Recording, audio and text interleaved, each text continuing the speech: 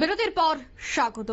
4 দিনের চীন সফরে যাচ্ছেন বাংলাদেশের প্রধান উপদেষ্টা মোহাম্মদ ইউনূস। চীনের প্রেসিডেন্টের সঙ্গে বৈঠক করবেন মোহাম্মদ ইউনূস। বৈঠক করবেন চীনের বড় বড় শিল্প প্রতিষ্ঠানগুলির সাথে। এবং এই চীন সফর কতটা গুরুত্বপূর্ণ এবং তাৎপর্যপূর্ণ হতে চলেছে সেই বিষয়টা নিয়েই বিস্তারিত জানবো। টেলিফোন লাইনে এই মুহূর্তে যুক্ত হয়ে গেছে প্রতিনিধি রাজীব দত্ত। রাজীব, বাংলাদেশের অর্থনৈতিক অবস্থা এই মুহূর্তে টালমাটাল। সুইচ ব্যাংকের পক্ষ থেকেও জানিয়ে দেওয়া হয়েছে যে কোনো ধরনের কোনো বিষয়ে বা সাহায্য করা হবে না। ঠিক তেমনি এবার এই চীন সফর, শিল্পপতিদের সাথে বৈঠক, কি মনে হয় বাংলাদেশের অর্থনীতিকে আবারও চাঙ্গা করতে এই বৈঠক গুরুত্বপূর্ণ হতে চলেছে? কি বলবে? চীন যেটা করছে, চীন বাংলাদেশের অর্থনৈতিক উন্নতির জন্য কিন্তু করছে না, চীন নিজের স্বার্থের জন্য করছে এটা। কারণ এটা বাংলাদেশের অন্তর্বর্তী সরকারের প্রধান মোহাম্মদ ইউনূসও বুঝতে পারছেন যে চীন কখনো তাদের বন্ধু হতে পারে না। যে চীন একটা সময় বাংলাদেশের বিরোধিতা করেছে এবং পাকিস্তানের সহযোগিতা করেছে, সেই চীন কখনো বাংলাদেশের বন্ধু হতে পারে না। তবুও তিনি যাচ্ছেন কেন? যদি বলো তিনি যাচ্ছেন, আজকে চীন তাকে বিভিন্ন ভাবে চাইছিল যে একবার তিনি চীনে আসুন এবং চীন তাকে লাল কার্পেট বিছিয়ে তাকে অভ্যর্থনা করবে এমন আশ্বাস দিয়েছে। এবং চীন তার জন্য ইউনূসের জন্য একটা বিশেষ বিমান পাঠিয়েছে এবং যে বিমানে আজকে তিনি গেছেন, বেইজিং গেছেন। কারণ চীন যদি বলো যে চীনের আর্থিক চীনের সঙ্গে ব্যবসা করবে এবং চীন বাংলাদেশের অর্থনৈতিক উন্নতি করে দেবে, এটা কখনোই হতে পারে না। বাংলাদেশ নিজে জানে যে ভারত যদি সহযোগিতা না করে, সব থেকে বড় বন্ধু ভারত, ভারত যদি সহযোগিতা না করে বাংলাদেশের আর্থিক অবস্থা কখনো ভালো হবে না। এখনো পর্যন্ত যদি যেটুকু বলো যে বাংলাদেশের যে কোনো পরিস্থিতি, যে কোনো সমস্যা, যে কোনো ডেভেলপমেন্ট, সব ক্ষেত্রে ভারত বন্ধু হিসেবে পাশে দাঁড়িয়েছে। এবং জানো যে বাংলাদেশের এই টালমাটাল চলছে, গত 8-9 মাস ধরে টালমাটাল চলছে, কিন্তু একটা দিনের জন্য বাংলাদেশে পণ্য পরিবহন কিন্তু বন্ধ করেনি। পেঁয়াজ, আলু একটা দিনের জন্য কিন্তু বন্ধ করেনি এবং এসেন্সিয়াল কমোডিটি সব কিন্তু ভারত থেকে গেছে। যদিও ওখানকার মৌলবাদীরা তারা ভারতের পণ্য বর্জনের ডাক দিয়েছে, ভারত বিরোধী স্লোগান দিয়েছে, হিন্দুদের উপর অত্যাচার চলছে, সংখ্যালঘুদের উপর অত্যাচার চলছে, এমনকি মৌলবাদীরা ভারতের বিরুদ্ধে সবসময় কটূক্তি করে যাচ্ছে, ভারত আক্রমণের হুমকি দিচ্ছে, তবুও ভারত বন্ধু হিসেবে তাদের পাশে থেকেছে। কিন্তু যদি উনি গেছেন এবং এর আগে হাসিনাও গেছিলেন, হাসিনাও গিয়ে বুঝেছিলেন যে চীন তার নিজের স্বার্থে কাজ করছে।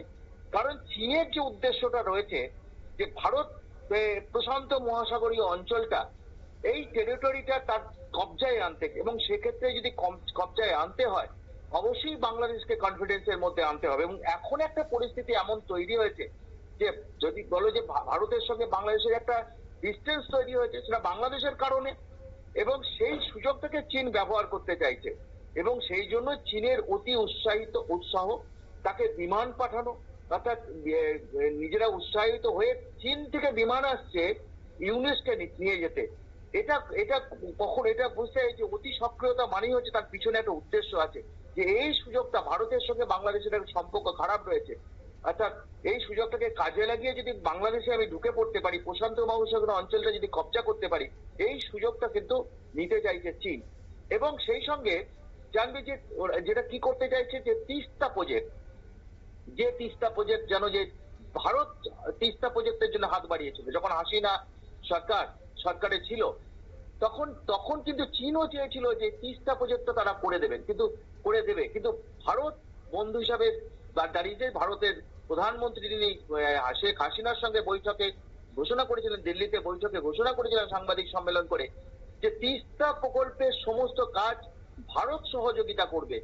এবং তখনই কিন্তু চীন পিছু হটে এবং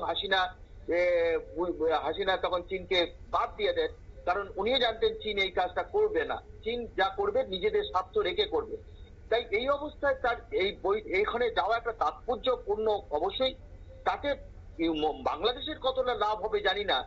ইউনূস যে পরিকল্পনা নিতে যাচ্ছেন, তিনি যে সেটা আত্মঘাতী হবে তাতে কোনো সন্দেহ নেই, যে বাংলাদেশটা আরো খারাপ অবস্থায় পড়বে এবং তাতে কোনো সন্দেহ নেই। তবে যেটুকু আমরা জানতে পারছি যে মোহাম্মদ ইউনূস ওখানে যে চীনের যিনি প্রেসিডেন্ট আছে সি জিন সিং তার সঙ্গে বৈঠক করবেন। চীনের বড় বড় আর্থিক প্রতিষ্ঠান কর্পোরেট হাউসগুলো যেগুলো রয়েছে তাদের সঙ্গে বৈঠক করবেন এবং তিনি বাংলাদেশের বিনিয়োগের জন্য আহ্বান করবেন।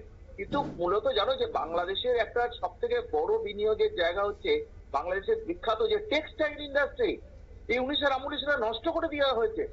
এখন ওখানে মানে কর্মচারীরা বেতন পায় না, 12,000 টেক্সটাইল ইন্ডাস্ট্রি বন্ধ হয়ে গিয়েছে।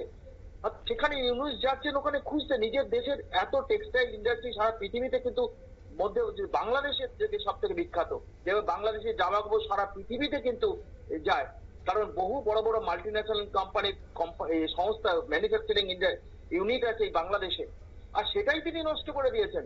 তার আমলে এটা হয়েছে। সেখানে মানে ভয়ঙ্কর অত্যাচার চলছে, চাঁদাবাজি চলছে, মানে সেখানে যারা ব্যবসাটা গুলো করেন তাদের জোর করে মারধর করা হচ্ছে, কর্মচারীদের বিভিন্ন রকম ভাবে হেনস্থা করা হচ্ছে। সেই নিজের মানে সেই দেশের যে দেশের এইরকম একটা উন্নত মানের শিল্পকে নষ্ট করে দিয়েছেন, তিনি যাচ্ছেন শিল্প আনতে।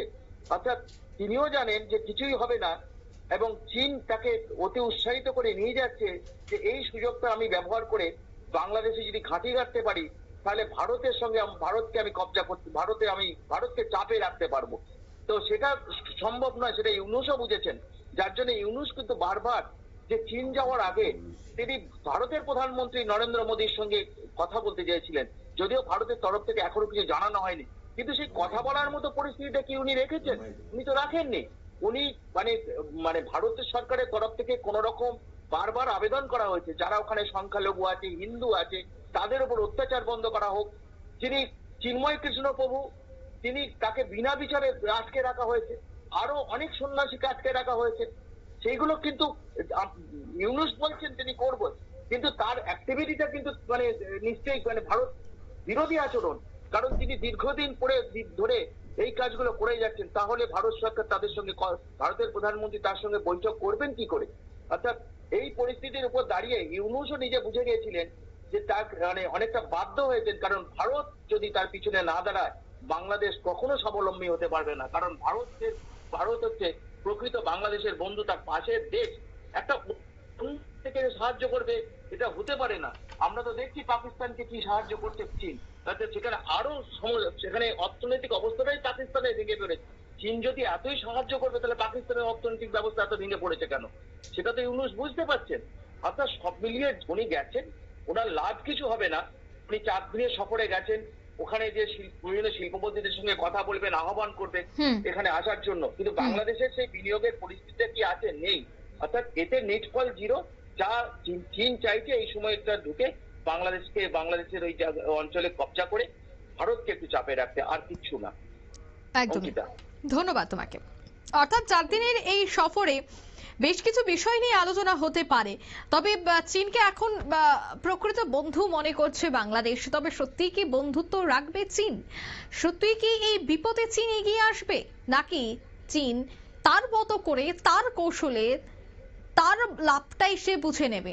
সবটাই কিন্তু পরিষ্কার হয়ে যাবে এই বৈঠকের চুক্তিগুলির পর। নিয়ে নিচ্ছে ছোট্ট একটি বিজ্ঞাপন বিরতি, সঙ্গে থাকুন।